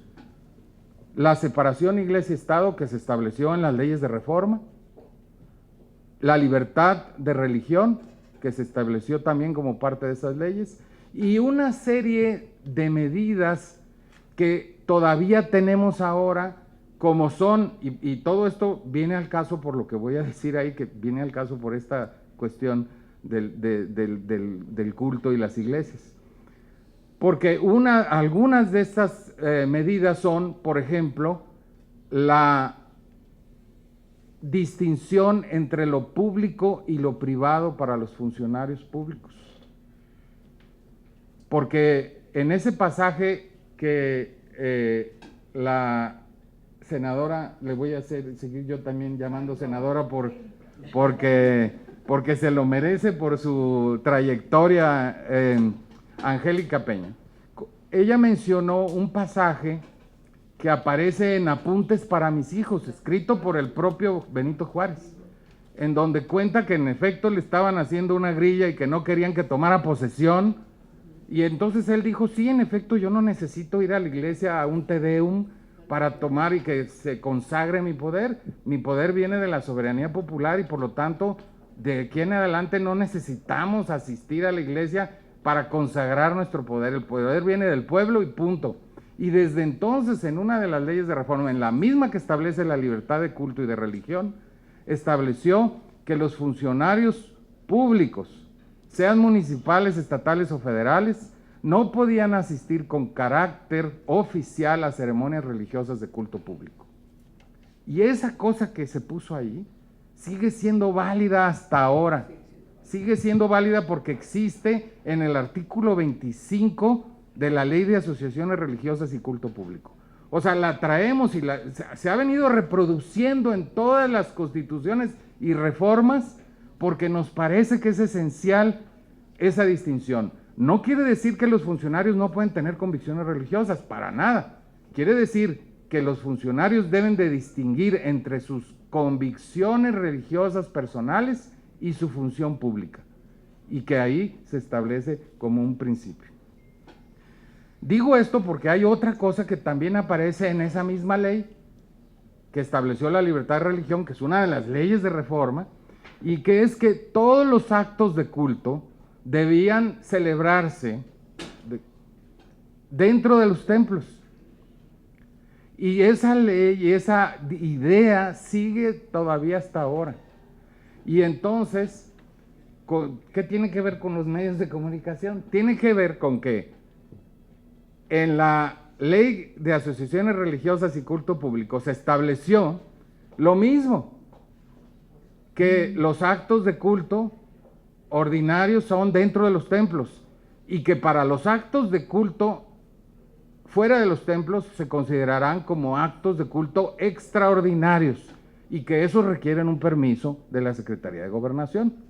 O sea, si alguien quiere hacer una peregrinación, la puede hacer como un acto de culto extraordinario, pero es porque es fuera de los templos y se le concede un permiso. Y se dijo que los actos de culto religioso transmitidos por los medios de comunicación electrónicos serían considerados actos de culto extraordinarios. O sea que con toda esta cuestión que ya hablamos de las objeciones, hay que agregar que estamos hablando de que los actos de culto que se transmiten electrónicamente tienen que pedir un permiso a la Secretaría de Gobernación porque son actos de culto extraordinarios. Esto quiere decir, no quiere decir que no pueda haber alusiones, referencias, mensajes sobre cuestiones religiosas en la televisión. Como me dijo mi amigo Bernardo Barranco, no, pues si quitan todo lo de religión van a quitar mi programa sacro y profano. Le dije, no, porque pues tú nos invitas ahí, ¿cómo? Estamos hablando de religión, o sea, no está prohibido hablar de religión en los medios de comunicación, fíjense, porque así parecería como que se pone como que no, pues este Estado laico que prohíbe. No, nadie prohíbe hablar de religión. Yo hablo de religión en los medios siempre, o sea, eso es a lo que me dedico. Pero hablo de religión con una perspectiva incluyente, con una perspectiva científica, que no es un acto de culto ni ordinario ni extraordinario. Entonces, todo esto lo digo porque lo que tenemos que pensar es, a ver, ¿cómo le hacemos para que haya equidad y para que haya, en efecto, si se quiere, expresiones religiosas, pero que sean incluyentes y equitativas? Porque yo lo que veo es que las grandes televisoras celebran todos los 11 de diciembre por la noche las mañanitas a la Virgen de Guadalupe como una cosa nacional, y a mí me gustaría que, así como hacen eso, también tuvieran muchos programas sobre la enorme diversidad religiosa que hay en este país, sobre la enorme pluralidad religiosa que hay entre los mexicanos, donde hay más de 20, 25 millones de mexicanos que no son guadalupanos, contrariamente a lo que los presidentes de la República luego andan diciendo, y me refiero a los últimos dos, no a López Obrador, sino a los dos anteriores que dijeron que México eran guadalupanos todos, y entonces pues imagínense, los evangélicos y los judíos y los mormones y todos los, oye, no, ¿verdad? Lo que necesitamos es que haya expresiones religiosas, pero equitativas, y que se muestre de manera incluyente esa pluralidad creciente y esa diversidad que tenemos. Y por supuesto, una diversidad religiosa que se expresa en posiciones respecto a otros temas. Porque yo conozco a muchos católicos que están en contra del aborto y en contra del matrimonio igualitario, pero también conozco a muchos católicos que están a favor de la despenalización del aborto y a favor del matrimonio igualitario. Y conozco evangélicos que están en contra y conozco evangélicos que están a favor. Es decir, que es falso que las iglesias tengan posturas que deben expresarse uniformemente y corporativamente a través de medios que tienen que ser su propiedad. Lo que necesitamos es un espacio con mayor libertad de expresión, un espacio con mayor democracia y con mayor equidad. Y eso sí significa que tendríamos que tener una discusión mucho más amplia sobre esto, que no se resuelve tratando de otorgarle corporativa o clientelarmente a un grupito de evangélicos lo que el conjunto de los evangélicos no quiere que pase. Eso es muy importante. Y para no alargarla, voy a decir que todo esto tiene que ver con que hay una legítima preocupación del presidente de la República con que se reintroduzcan valores en el pueblo mexicano, porque yo creo que el que ha recorrido muchas veces la República se da cuenta pues que esto es un caos. Es un caos de valores, pero es un caos de valores en una nación que tiene 96 o 97%, y lo digo más allá de lo que dice el censo por las cosas que sabemos, de cristianos y católicos. Entonces, ¿cómo este país de cristianos y católicos es tan violento? ¿Cómo este país de cristianos y católicos está llena las cárceles de cristianos y católicos, ¿no? Y de otras cosas también. O sea, bueno, yo creo que su preocupación es natural, pero su respuesta es la equivocada.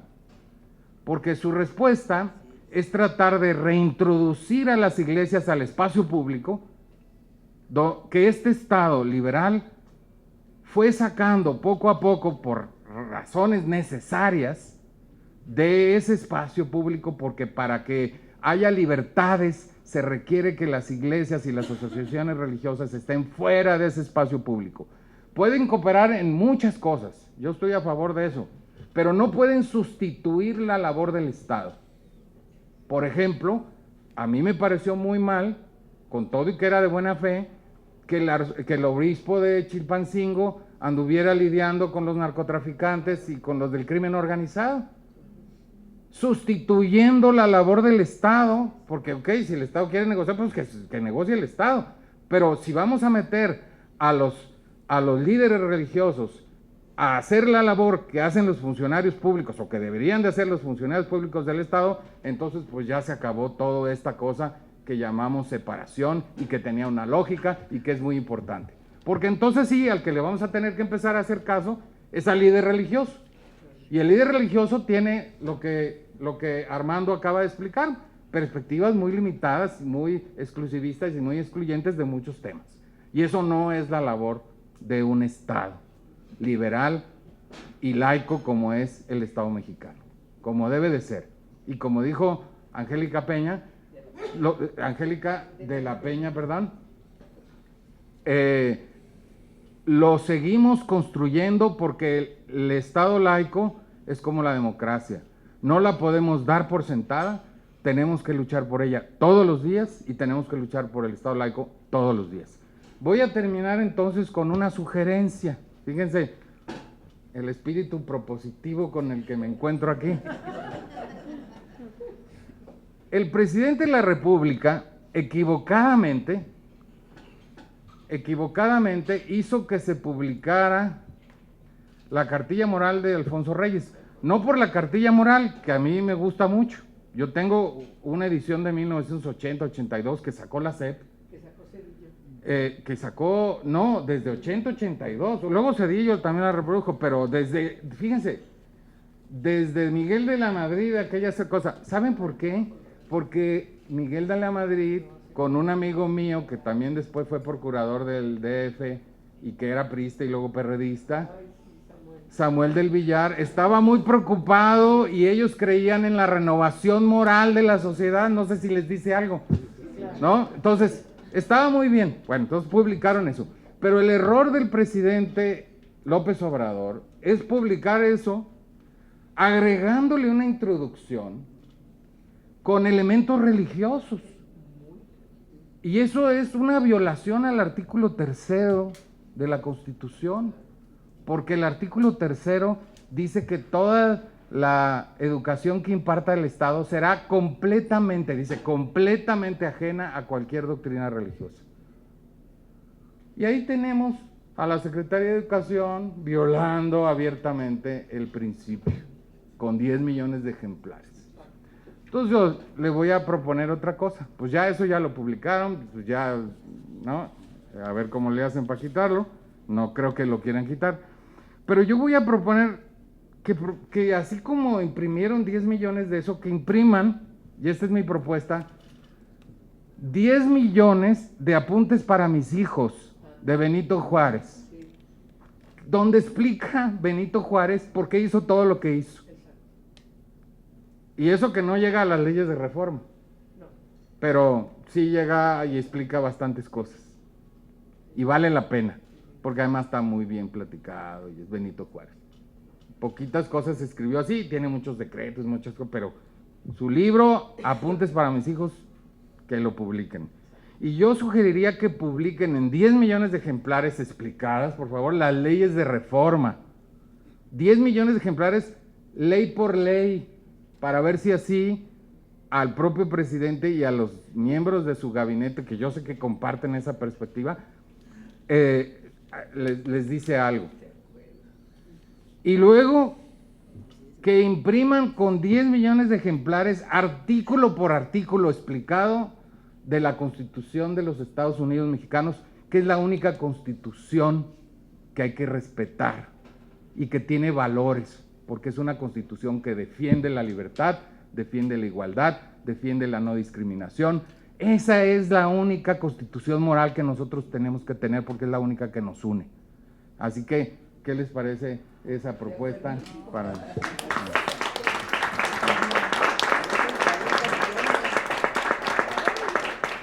Pues ahora sí que paremos de sufrir, ¿no? Ya con estas recomendaciones del doctor Roberto Blancarte. Muchas gracias, de veras. Y bueno, a ver, veo demasiados dedos arriba queriendo preguntar cosas. Creo yo que, en orden, ¿quién quiere ser el primero o la primera? Sin olvidar que esta reflexión que traemos aquí, en esta soberanía, en esta Casa del Pueblo de México, que nos abre nuestra diputada, y que seguramente estas deliberaciones las tendremos, las analizaremos y haremos algún compilado. Es fundamental que no nos quedemos callados, que digamos. Yo quisiera abrir nada más un poquito la discusión, amén de las preguntas que se hagan. ¿Estamos conscientes los mexicanos y mexicanas de vivir en laicidad. Las personas que quizá no tengan todos estos referentes teóricos o históricos, académicos de qué es la laicidad, el ciudadano o ciudadana común que está allá afuera trabajando, que de hecho puede ser licenciado o arquitecto o lo que sea, sabrá que vivimos en laicidad. ¿Qué tanto el pueblo, la gente asume ello, esa perspectiva? Esa sería como mi pregunta de arranque, pero desde luego, ¿quién más quisiera hacer alguna acotación? O damos chance a que respondan y entramos en un debate, ¿vale? Adelante. Ok, yo empezaría con esa, compañera. Hola, buenos días. Yo antes que nada quisiera agradecer a la licenciada Verónica, a la diputada Verónica Juárez por la apertura de estos foros. Es para nosotros muy importante este Parlamento abierto. También agradecer al PRD, agradecer a Antonio Medina, que siempre ha estado a la vanguardia y apoyándonos, ¿no? También a la senadora, que siempre me acuerdo mucho en el Senado, que apoyó la Comisión de los Derechos Humanos y ese proyecto que fue de Sembradoras de Futuros. Nunca voy a olvidar ese evento. Pero ahorita, en el tema que estamos tratando, surgió algo muy importante que vino a mi mente cuando comentaba el último ponente de que los servidores públicos deben diferenciar de sus credos y su profesión.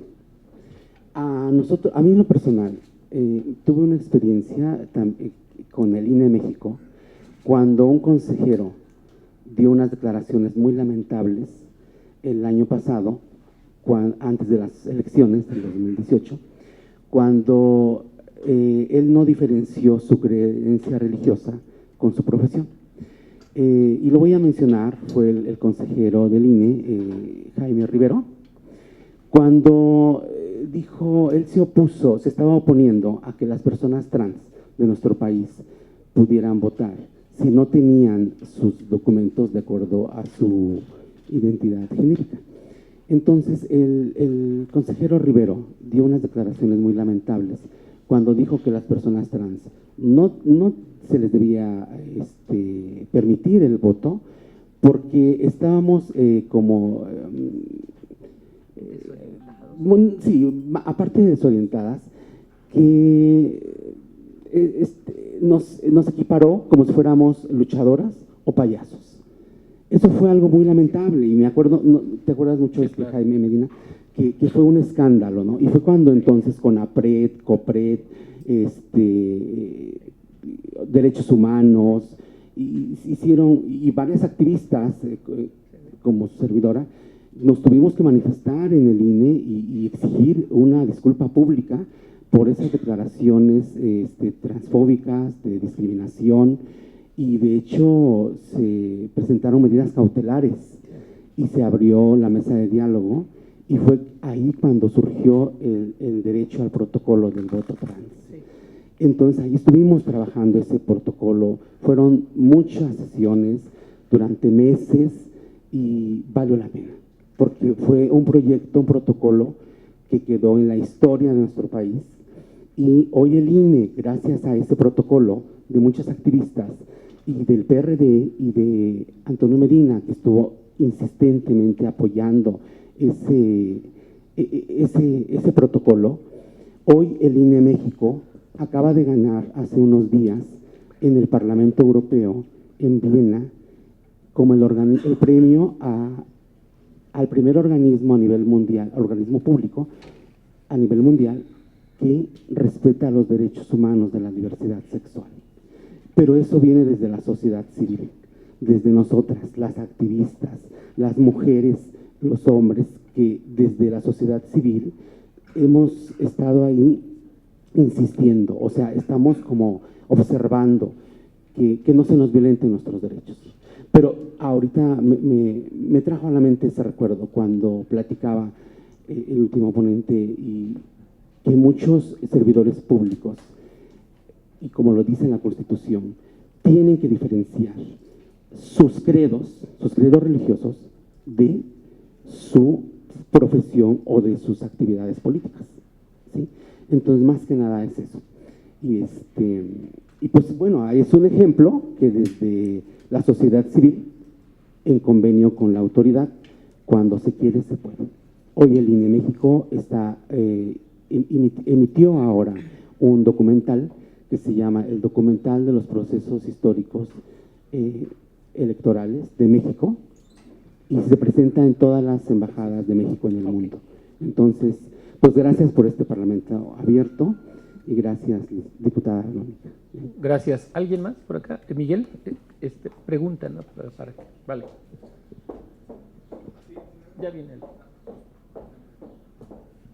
Sí, es solo una pregunta muy concreta para el doctor Roberto. ¿Qué consejo podría darle a los legisladores de oposición en su conjunto para el tema de la defensa del Estado laico frente a una inminente desproporcional mayoría que se encuentra en la Cámara de Diputados? Principalmente en función de las reformas constitucionales a las que posiblemente pudieran intentar, ¿no? Y dos, si el Estado laico entonces o como consecuencia se encuentra en una evidente vulnerabilidad en esta legislatura. Ok. ¿Alguien más? Ok, el compañero. ¿Qué tal? ¿Cómo están? Nada más una pregunta concreta a la diputada Verónica. ¿Qué representa esta intención de la administración de Andrés Manuel López Obrador de que se les conceda concesiones a los sectores religiosos? Atentaría, ¿lo ven así, esta iniciativa del presidente Andrés Manuel López Obrador? Y dos, ¿qué representaría sobre todo para el sector femenino? Gracias. Ok. ¿Respondemos? ¿Quién quiere ser el primero? ¿Quién falta? Acá Rosa María.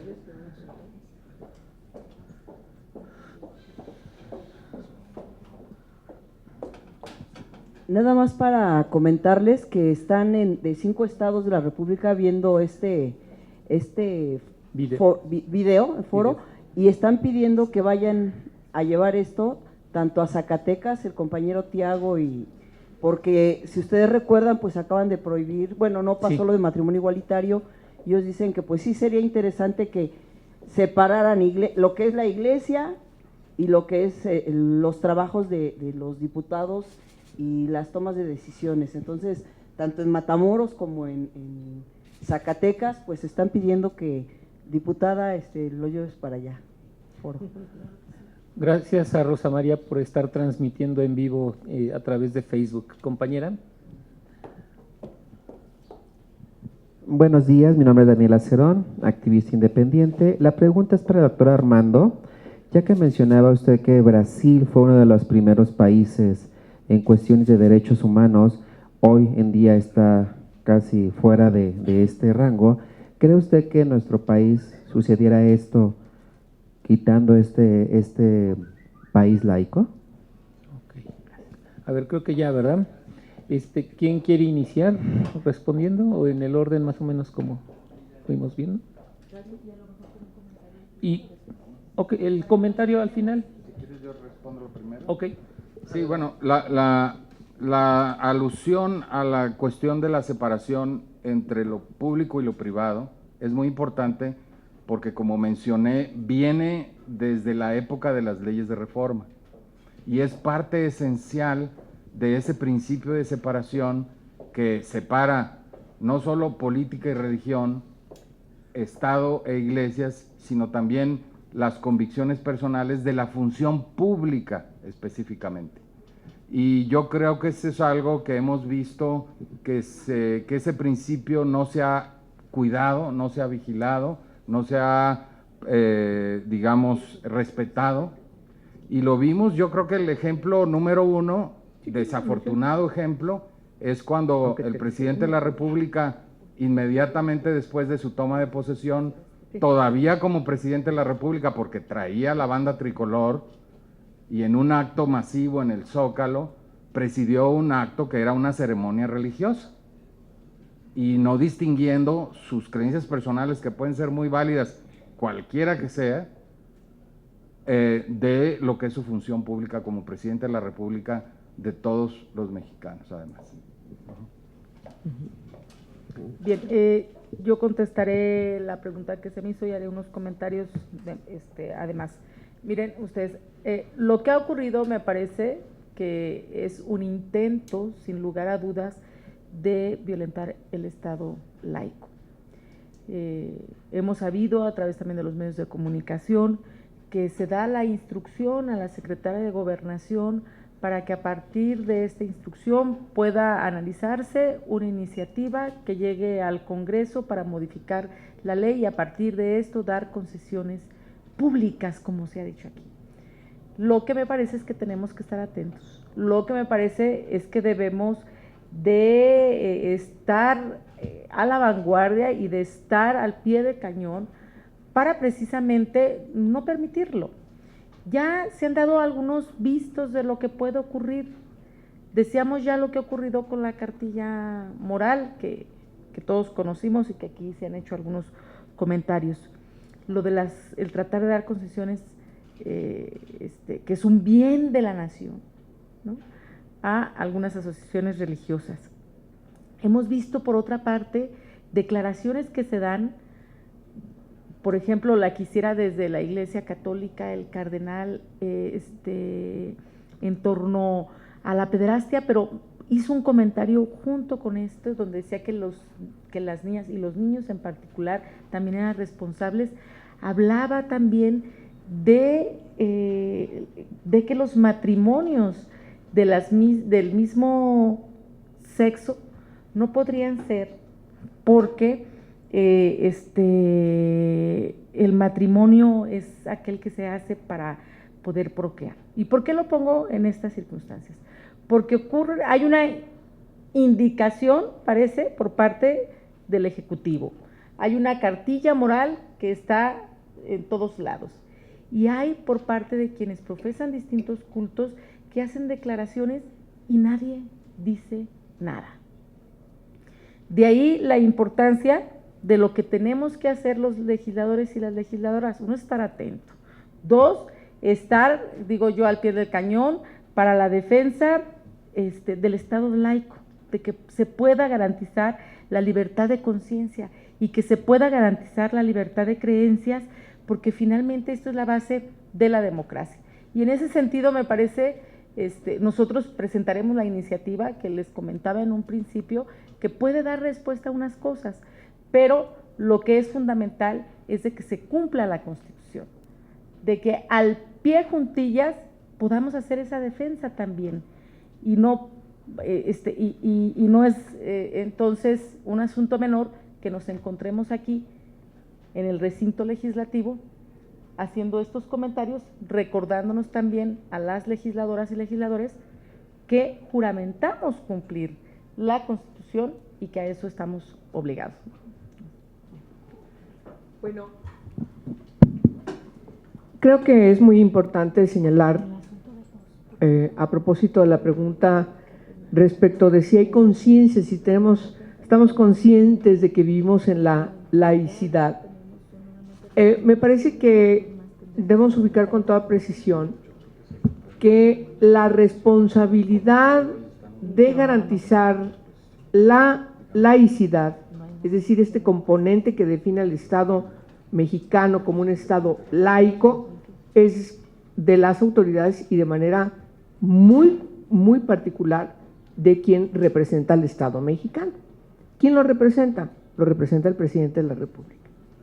Entonces nos parece muy grave que el presidente de la República, que se dice precursor de Juárez, que tiene su imagen en todas las propagandas y publicidades de gobierno, y lo menciona cada que puede, etcétera, etcétera, etcétera, sea el primero en violentar el pensamiento de Juárez.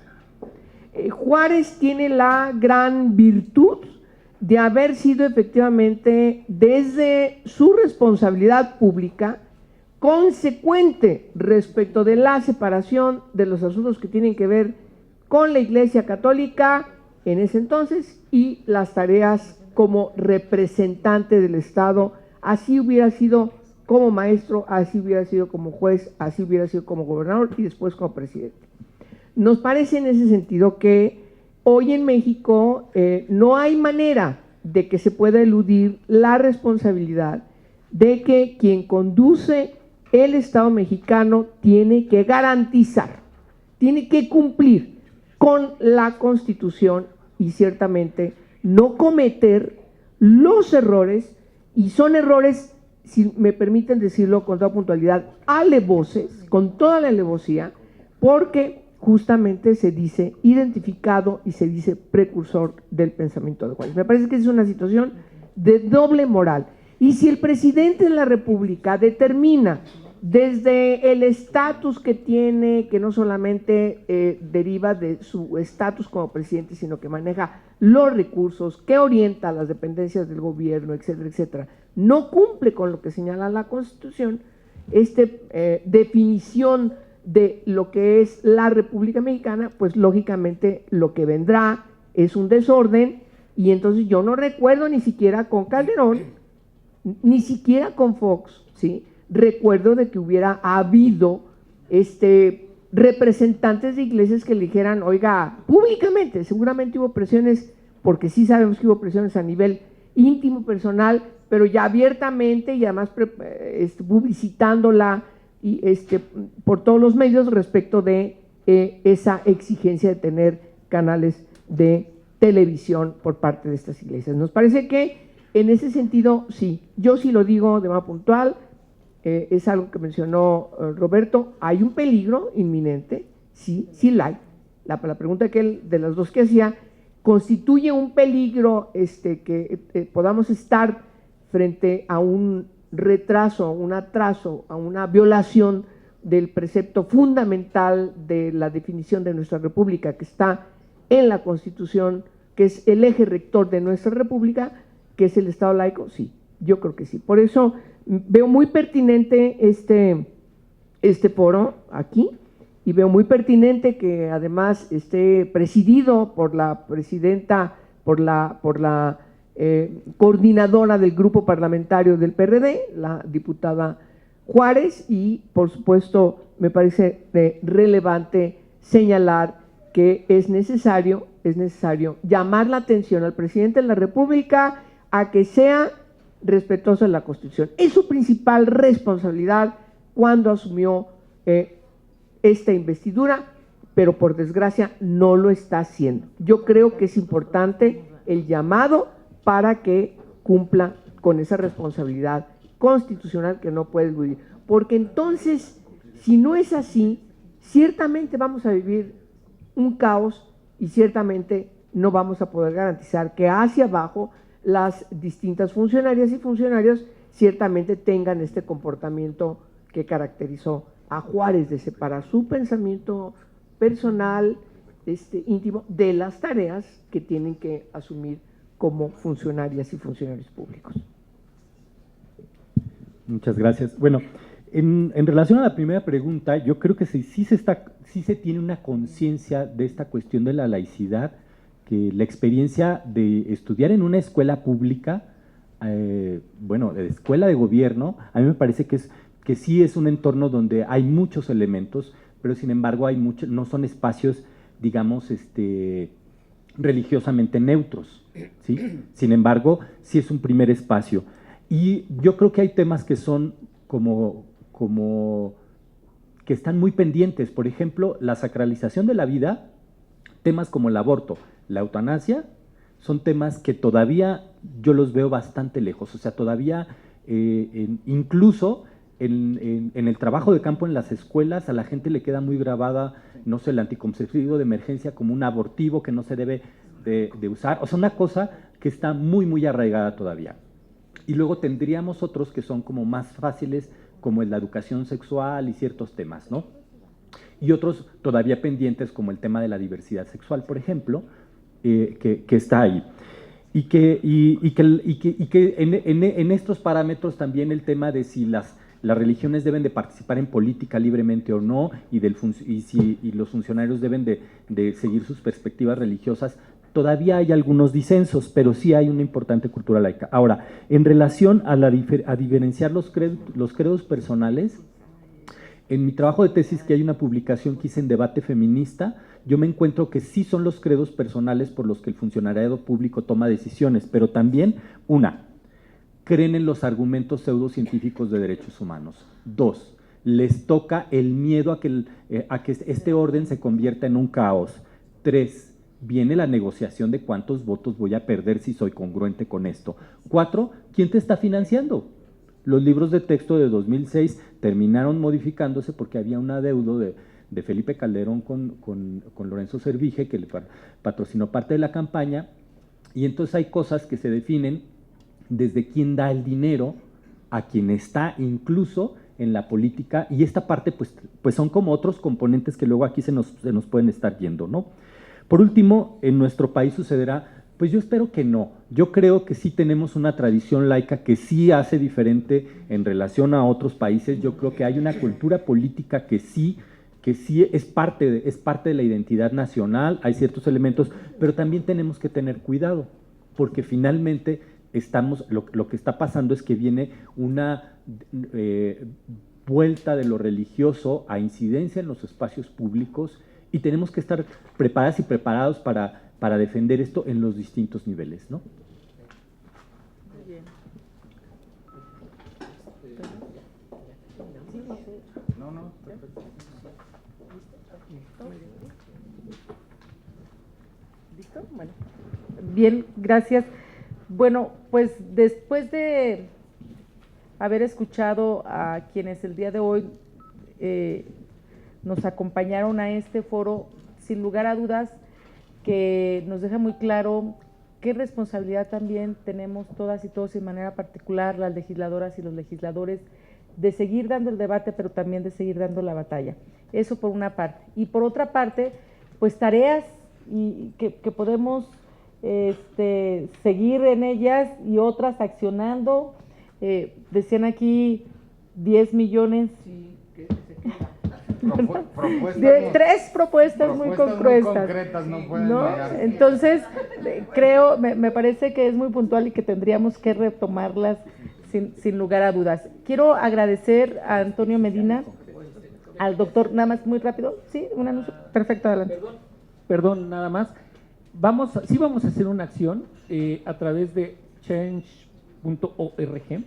El licenciado Miguel, que es parte de nuestro partido, estamos armando una carta para que hagamos una petición racional, con los argumentos, muchos de los que se han vertido en esta mesa, y que a través de las redes sociales, a través de nuestros espacios de incidencia, podamos pues hacerle llegar esta voz, parte de lo que se ha dicho aquí, al presidente, a quienes están en los espacios de decisión política en los diferentes pues entidades de gobierno, porque sí creemos que es muy importante como ciudadanía mostrar el músculo, por decirlo de alguna manera, hacer esta acción pues nacional nos va a permitir ir posicionando en el imaginario colectivo la necesidad de que el espectro radioeléctrico es un bien de la nación. Todos los mexicanos y mexicanas somos dueños del espectro, de las ondas hertzianas. El Estado tiene la función de dar esas concesiones, y por lo que se ha explicado aquí, y por lo que implica ideológicamente, por lo que implica la posible contradicción en temas de derechos humanos. Yo veo a las compañeras trans y me preocupo más, porque no quiero estar escuchando en la radio abierta o pública que la transexualidad es todas estas percepciones que muchos de estas religiones tienen, o en el caso de las parejas del mismo sexo, quienes tenemos hijos, hijas, que digan que somos anormales o estas cosas, y todo lo demás que ya sabemos. Por ello, vamos a hacer esta acción. Estén atentos a las redes sociales de la diputada, de la senadora Angélica de la Peña, de un servidor del mismo PRD, para que firmemos y En fechas próximas, bueno, vamos a seguir haciendo algunas acciones y nos vamos a sumar a las que ONGs como Católicas por el Derecho a Decidir y otras organizaciones también están haciendo. Entonces, bueno, yo lo dejaría ahí y bueno, muchas gracias. No, gracias a ti, Toño, como siempre. Voy a darle el uso de la palabra al doctor Armando, por favor. Sí. Bueno, nada más quiero regalar un ejemplar de aquí, pues a la doctora Angélica de la Peña, ¿sí? De este ejemplar. Es sobre educación laica, un poco educación sexual y al final todo el marco normativo, lo que pasa en las escuelas, lo que pasa en políticas públicas y todo el marco normativo que sustenta la educación sexual, también para la diputada Verónica. Y bueno, pues especial para mi maestro Roberto Blancarte, porque es mi primer producto realmente y